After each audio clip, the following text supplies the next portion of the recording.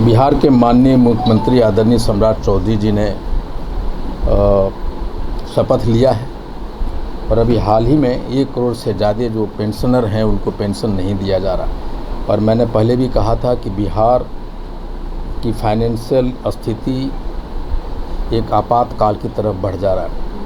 पूरे जीएसडीपी का लगभग 29% कर्ज है सरकार पे। नीतीश कुमार जी के चेहरे पे 2 लाख रुपया प्रत्येक महिला को मिलने के उन्होंने वादा किया था ईच हाउस होल्ड को देंगे। अब नीतीश जी तो निकल लिए और मुझे लगता है कि नीतीश कुमार जी सिर्फ इसीलिए चल दिए छोड़ के कि उनको पता था कि जो फाइनेंशियल स्ट्रेस है सरकार पे वो झेल नहीं पाएंगे। ये जो आपदा के रूप लेती जा रही है फाइनेंशियल स्ट्रेस सरकार का, उसके लिए वो क्या करेंगे। हम ये मांग करना चाहते हैं कि जो पेंशनर है, जो वेतनभोगी है, जो ठेकेदार हैं, उनको इमीडिएटली तत्काल उनका भुगतान किया जाए। हमारा ये है कि मैंने बहुत जगह आवेदन दिया रत्नेश सदा के खिलाफ में। 2010 में इन्होंने विधायक बने। इनका पिताजी था पहले, इनके पास कुछ संपत्ति नहीं था। अभी उसको जब से मंत्री बने कम से कम 100 करोड़ का संपत्ति है, जिसका मैं साक्ष्य दे रहा हूँ। ये गए थे हमारे यहाँ पर भंडारा हुआ था आज से 10 दिन 15 दिन पहले। वहाँ जाके बैठ के सबको बोला जो भी उसके खेत में कहीं कुछ भी है तो उठा के लिया। बिहार के माननीय मुख्यमंत्री आदरणीय सम्राट चौधरी जी ने शपथ लिया है और अभी हाल ही में 1 करोड़ से ज़्यादा जो पेंशनर हैं उनको पेंशन नहीं दिया जा रहा। और मैंने पहले भी कहा था कि बिहार की फाइनेंशियल स्थिति एक आपातकाल की तरफ बढ़ जा रहा है। पूरे जीएसडीपी का लगभग 29% कर्ज है सरकार पे। और हाल ही में त्राहिमाम है, जितने भी संवेदक हैं बिहार के उनको पैसे नहीं मिल रहे। और लगातार सरकार जो वादा किया समृद्धि दौरान गए और जो 2 लाख रुपये प्रति 1 करोड़ 56 लाख महिलाओं को देने की बात थी, जिन्होंने नीतीश कुमार जी के चेहरे पे 2 लाख रुपया प्रत्येक महिला को मिलने के उन्होंने वादा किया था ईच हाउस होल्ड को देंगे। अब नीतीश जी तो निकल लिए और मुझे लगता है कि नीतीश कुमार जी सिर्फ इसीलिए चल दिए छोड़ के कि उनको पता था कि जो फाइनेंशियल स्ट्रेस है सरकार पे वो झेल नहीं पाएंगे। तो मैं आज सरकार से मांग करना चाहते हैं माननीय सम्राट चौधरी जी से कि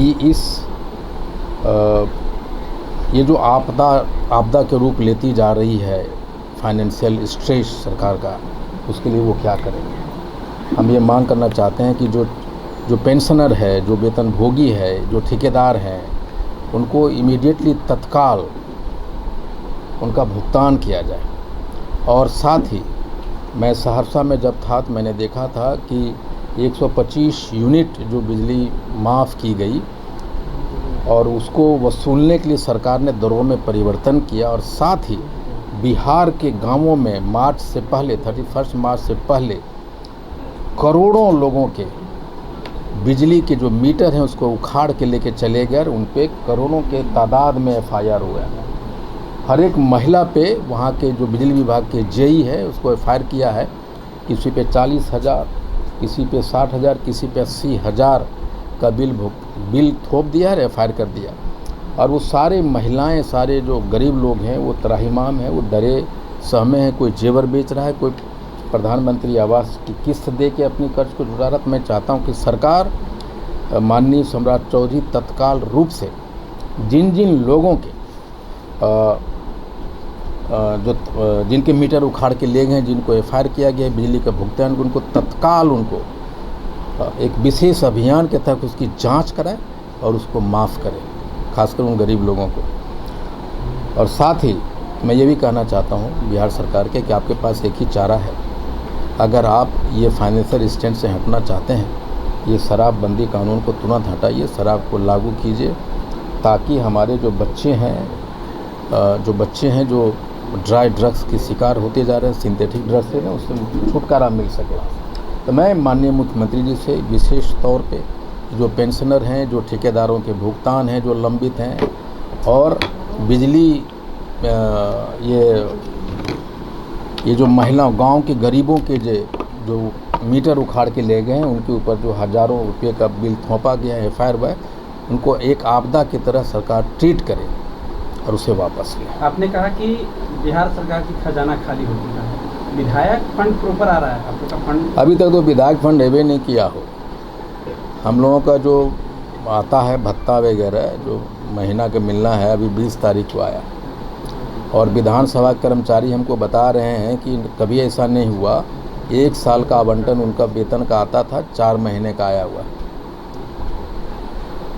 तो ये आपदा का तरफ बढ़ रहा है बिहार, फाइनेंशियल आपदा आपातकाल की स्थिति की तरफ बढ़ रहा है, और मुझे नहीं पता कि माननीय मुख्यमंत्री जी के सामने ये कौन सा तरकीब है जो ये सारे टैकल करेंगे। साथ ही खासकर वो महिलाएं, करोड़ों महिलाओं ने नीतीश जी पे आस्था दिया, वो इंतज़ार करी कि हमारा 2 लाख रुपया कब आएगा, और मैं जानता हूं कि वो नीतीश जी के साथ ये वादे भी खत्म हो गए, और अब बीजेपी की सरकार ये बड़ी आसानी से कह देगी कि नीतीश जी समझें।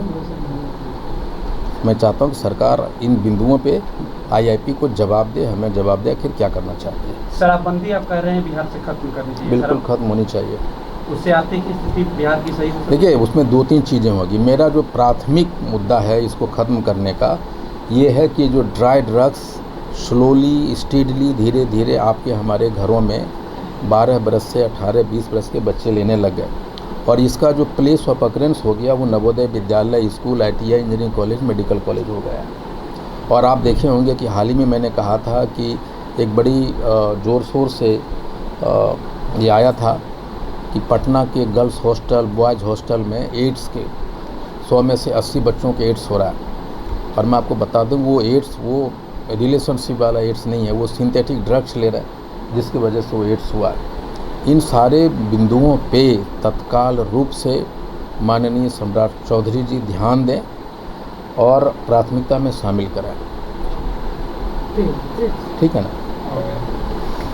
मेरा नाम मोहम्मद शकील हुआ, घर मेरा कुंदो हुआ, पंचायत कुंदो हो गया, जिला सहरसा है, प्रखंड मैसी हो गया हमारा, जलई थाना हो गया। हमारा ये है कि मैंने बहुत जगह आवेदन दिया रत्नेश सदा के खिलाफ में। 2010 में इन्होंने विधायक बने, 10 में बने, 11-12 कुछ नहीं थे। इनका पिताजी तो था पहले, इनके पास कुछ संपत्ति नहीं था। इनका पिताजी एक केशोरी मरर थे, उनके यहाँ इनका बाप हलवाही करते थे, हल जोतते थे, माँ घर में काम करती थी। ये अपना साइकिल पर चल के वो झोला में दवाई तवाई गोटी वोटी अंगना घर घर बेच रही थी।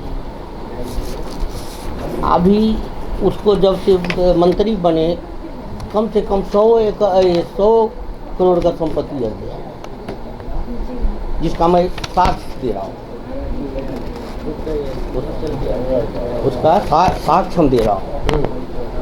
कितना ज़मीन कहाँ लिया, पटना में कितना ज़मीन है, कई वो प्लॉट है, सहरसा प्रॉपर में कई वो प्लॉट है, उसका भी साक्ष्य दे रहा हूँ। बलिया में कितना ज़मीन खरीदे, मौजे में, सिमर मौजे में ज़मीन खरीदे, परानपुर मौजे में ज़मीन खरीदे, और एक और मौजे में भूल रहा हूँ, ये कुम्हरा गांव में का क्षेत्र में वो मौजा है, उसमें बहुत ज़मीन खरीदे। सर वो खरीदे तो सर आपको क्या तकलीफ हो रहा है? हाँ, जैसे ज़मीन खरीदे तो आपको तकलीफ क्या है ये बताइए। तकलीफ है कि हम लोग का भी ज़मीन को हड़प ली है। ये बात मैं बोली कि मेरा भी ज़मीन है। बोल रहा हूँ, रास्ते पर आ रहा हूँ, ये भी आ रहा हूँ। जब छात्र पर है तो हम साथ के साथ दे रहा हूँ तब। हाँ ठीक है, तो बोलिए। उसके बाद इन्होंने सब जगह से लिए, हर जगह इसका निकला। उसके बाद हम लोग का ज़मीन कोसी नदी में कट गया। नेपाल से बड़े बड़े से सीधे पानी छूटता है तो गंगा माँ के मिलता है, पूरे नदी है। कभी इधर भरता है, कभी इधर भरता है, कभी इधर भरता है। जिधर भरता है उधर हम लोग जोत आबाद करते हैं कागज़ के अनुसार से, अमीन रख के। जब भर जाता है तो केवाला दिखा के, चौधरी दिखा के हम लोग अपना जाते रहते हैं। इधर आके 24 में 25 में आके रत्नेश सदा ने सारे रिश्तेदार को कहा ये ज़मीन जोत लो, सब पानी जो भी है वो सब बिहार सरकार में हो गया, सब बिहार सरकार है। जबकि हम लोग पास पुराना ये है। मैंने गौतम जी को उसमें 106 बीघा ज़मीन में मेरा ज़मीन है, गंगा साहब का ज़मीन है, भूपेश्वर यादव का ज़मीन है, देवनारायण यादव का ज़मीन है, ललन राय का ज़मीन है, उपिंदर राय का ज़मीन है, अनेक जाति, सब जाति का उसमें ज़मीन है। वो लोग कोई नहीं आए, आप आए हैं? नहीं आया है सब, आप थाना में भी आवेदन दिया, सब आदमी इकट्ठे यहाँ कैसे आ जाए। कहाँ पे आए वो हुए? तकलीफ है, वो तो आएंगे ना। हाँ तकलीफ है तो आए हैं ना सब। आप अकेले कर रहे हैं ना? हाँ हम अभी अकेले कर रहे हैं। इतने सारे पत्रकारों को बुलाया सर, आप अकेले बैठे सर हुए हैं। सबसे बड़ी जो बात है कि जितना जमीन पर आप दावा कर रहे हैं उनका सारा रैयती कागजात आपके पास है क्या? हाँ बिल्कुल है, हम आपको साथ देंगे, साक्ष्य देंगे। हाँ, आपने जो जिलाधिकारी होते हैं, डीएम होते हैं, एसडीएम होते हैं, उनसे शिकायत की कि हमारा जमीन को हड़पा जा रहा है? हाँ शिकायत की है, मैं थाना में दिए, सीओ को भी दिए। सीओ साहब जनता दरबार, आप थाना पर दोनों मिलकर जनता दरबार लगता है, उसमें भी हम दिए, उसमें हमको हमारे पक्ष में रिपोर्ट दिया। सर आपके विधायक कौन है सर? मेरा विधायक हुआ गौतम कुरेशी जी। तो कुरैशी जी से मिले सर? डीएम साहब से कुछ जवाब आया कि नहीं? कुछ नहीं आया, कुछ नहीं हुआ, कोई का जवाब कुछ नहीं आता। रत्नेश्वर सदा के इससे डर से कोई कुछ नहीं बोलता है। इतना खौफ है उनका वहाँ? उनका खौफ उतना ज़्यादा है। ये देखिए, अगर हम कोई कुछ बोलता है उस पर हरिजन नेट लग जाता तो है। मंत्री नहीं है वो। रहे अभी पुराना मंत्री का आधार पर सब उसके ऐसे ही है। अगर कोई कुछ बोलेगा उस पर हरिजन नेट लगेगा। जबकि ऑलरेडी हम लोग पर हरिजन नेट कर चुका है। देखिए इसमें मुद्दाले में एक हम हैं, गंगा साहू है, अशोक साहू है, महेंद्र मुखिया है, सब पर 4 आदमी 5 आदमी ज़्यादा उड़ता है इस पर हरिजन नेट। जो बोलेगा उस पर हरिजन नेट होगा। ये कौन कर रही है?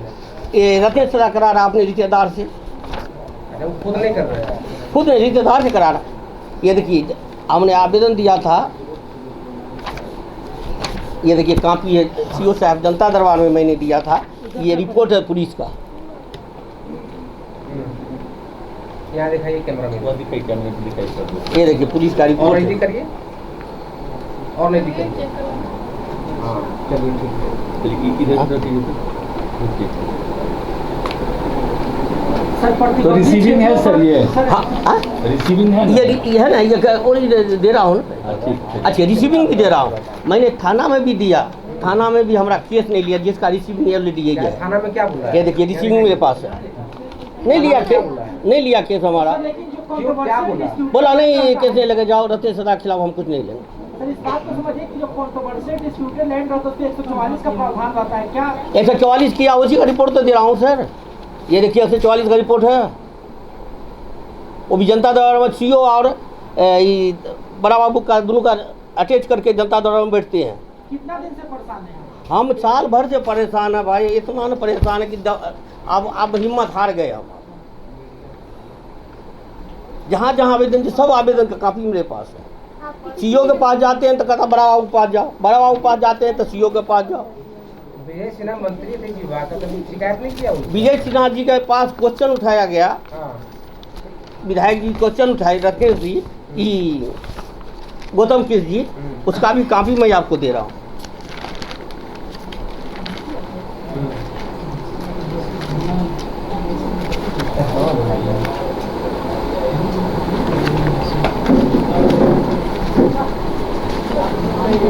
अरे क्या सब थोड़ी नहीं विजय सिन्हा जी का रिपोर्ट सर आप है। अपना बात बोलिए। हाँ आप अपना नंबर उम्र बता दीजिए। उसने बोले विजय सिन्हा जी, उसमें लिखे हैं कि जो ऊपर हो गया जमीन, जिसका पुराना प्रूफ है डीएम साहब को, सीओ साहब को, उसको जमाबंदी कायम कर दो, उसका जमीन है। मैंने आपके पक्ष में वो बात रखी। रखा है जो कि हम दे रहे हैं, आपके पास है। ठीक है, मिल जाएगा। अब सवाल ये है, बाद में फोटो ले लेंगे। उसके बाद आज तक का मेरा रसीद कट रहा है, जमाबंदी कायम आज तक का रसीद कट रहा है। केवाला मेरे पास है, रिटर्न मेरे पास है, खतियान मेरे पास है, और क्या प्रूफ चाहिए जमीन का सर? यानी कि कौन, जैसे कि जमीन का कागजात आपके पास है, तो कौन व्यक्ति है जो हड़पना चाहता है? किसने रोक लगा? रत्नेश सदा जी के दबाव पर हमको कोई परवाह, कोई अफसर नहीं सुनता मेरा। जमीन आपका कौन हड़प है? रत्नेश जी? रत्नेश जी का रिश्तेदार है, क्या भतीजा नाम है उनका? अमरेश सदा, उसके बाद वकील सदा, राम बहादुर सदा, ये सारे उसका रिश्तेदार है, 100-150 का परिवार क्या है। कहते हैं वो लोग क्या कहते हैं, उनके पास कागजात है? कहता है अगर तू आए तो इसको काट के बुरा में धार में फंसा दो, नदी में फंसा दो, नहीं रहेगा, नहीं कोई कहीं आवेदन करेगा, नहीं तो हर जगह बार बार आवेदन देता है। सर तो आपके बच्चे होंगे सर? सब बच्चे सब हम सब डरे हुए हैं, हम भागे हुए हैं कि किसी करी हम लोग को पुलिस पकड़ पा देगा, जो कि FIR कापी ये है। तो बच्चे बड़े हैं या छोटे? सब बड़े हैं। कमाते हैं? हाँ कमाते हैं सर। कैसे एक चलता है दिल्ली घर का? एक दिल्ली में रहते हैं। सर घर का आजीविका कैसे चलता है सर? वो करते हैं या आप करते हैं? नहीं हम ही करते थे, अभी तो हम इसमें भागे हुए हैं। इधर अभी हमारे पास घर का बहुत आला है, ये रहा। दौनी हुआ है कि नहीं सर? गेहूँ सब लूट लिया सर, गेहूँ एक कनमा नहीं रखा, सब ले गया लोग उठा के, हम नहीं गया। सदा जी ले गए? नहीं उनके रिश्तेदार सब को ये आप तो बोले कि रत्ने सदा जी कर रहे हैं। ये गए थे हमारे यहाँ पर भंडारा हुआ था आज से 10 दिन 15 दिन पहले, वहाँ जाके बैठ के सबको बोला जो भी उसके खेत में कहीं कुछ भी है सब उठा के लिया। मैं बड़ा बहू को कही सर मेरा गेहूँ लूट रहा, चलिए उसको रुकवाइए, हम गरीब मर जाएंगे। मगर जबकि इस पर विधायक जी गौतम जी फोन किए, अरे भाई उसमें घर बना रहा हो लोग का जमीन में, तुम